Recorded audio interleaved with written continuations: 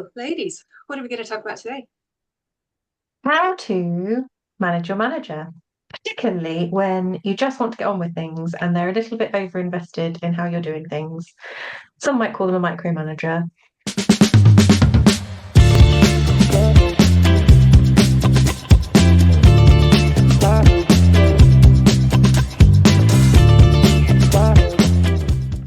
How do you deal with a micromanager? I think one of my things is I sometimes wonder if they know that's what they do. Hmm. And I think it's because people are sort of a bit hesitant to question their manager. That I was talking to a client about something similar this week. She's new in her role. She's been in post for about 3 months and she's considering leaving her job. I was like, but have you spoken to your manager about this behavior? Are they clear on the fact that it's having an impact on your confidence? And are you clear on whether their intention is to continue to manage in this way, or if that's part of their way of induction, like checking in on you all the time and, sort of checking work and giving very detailed feedback? Is that something that's likely to continue after your induction probation period?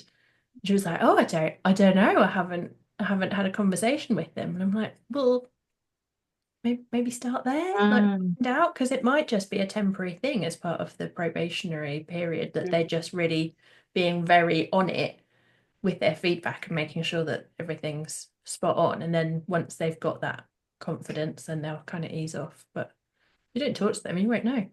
mm. Like, I had a Very good manager, point. yeah, who used to give me a task to do and then would completely rewrite the whole thing that they'd had me write because it wasn't in their voice. It was like, well, then why did you ask it? Like, and I think they thought of it as like trying to train me to talk like them and or to write like them. And okay, there was the kind of brand and the voice of the institution, but then it was like it went straight into why don't you just write it instead of wasting my time? Because Mm. it was very undermining of my confidence at the time. Because I think I thought I'd written that quite well and I'd hit all the points you wanted, and but there was no feedback, just oh, I'll just rewrite this. Okay, knock yourself out. Yeah, I think it is hard. We're not naturally confident about challenging or questioning some of those things like you were touching on, Fiona Mm, or Kelly. And I have had some of those conversations, difficult conversations in the past. I find it really scary going into that space.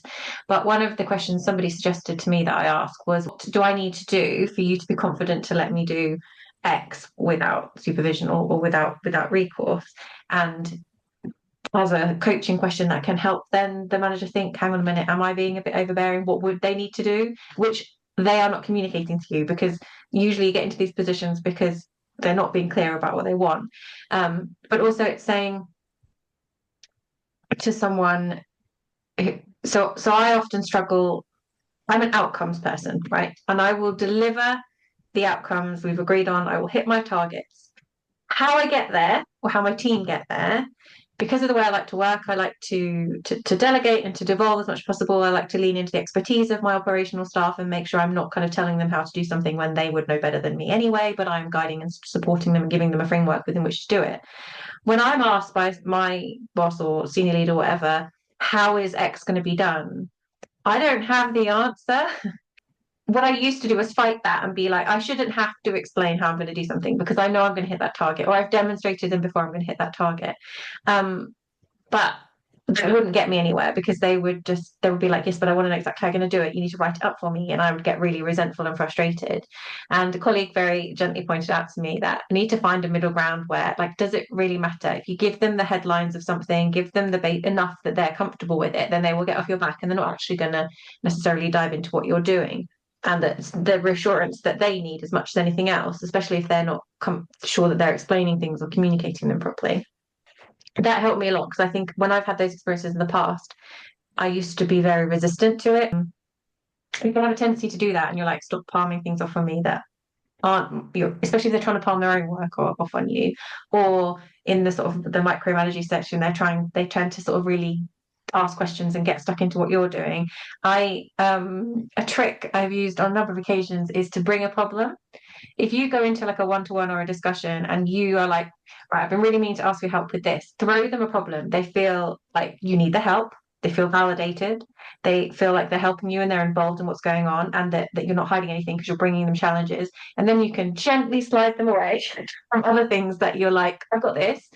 I don't need your attention on it, but do this for me. And that's also a good trick for the like panicky senior managers who don't necessarily understand the operational side of the work and keep trying to interfere.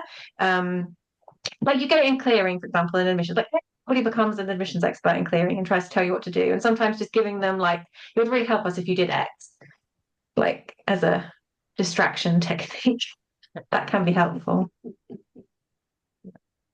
And if you recognize that these behaviors your team are doing to you, maybe you're the micromanager. Just saying. I think I'm fairly unemployable now. I've been self-employed for 4 years. I don't think I'd be a very easy employee. But if I was to go back to being actively managed by somebody, I think I would be much braver now, knowing everything that I know, about having a kind of state of the relationship conversation with a manager if I was experiencing them as micromanaging, and just being a bit brazen about going, like, is it actually a trust issue? Is there something about what I'm doing that means that you don't trust me to get on with this? And really kind of name what I'm experiencing. And I don't think I would have done that in previous employed situations. I think it's only because I know so much more now about relationships and self-esteem and, all the things I've learned from coach training and experience and all the rest. But I think this can be real value in naming the thing you're experiencing and going, this doesn't really work for me. Does it work for you? And if not, what should we do about it? Because otherwise, you're just sort of thinking yourself round and round and round in these circles and going, well, maybe it's this, or maybe it's that, or maybe they think this about me. It's like, well, ask them, find out. Definitely. But that's all we've got time for this week. Thanks. Thanks for joining. See you next time.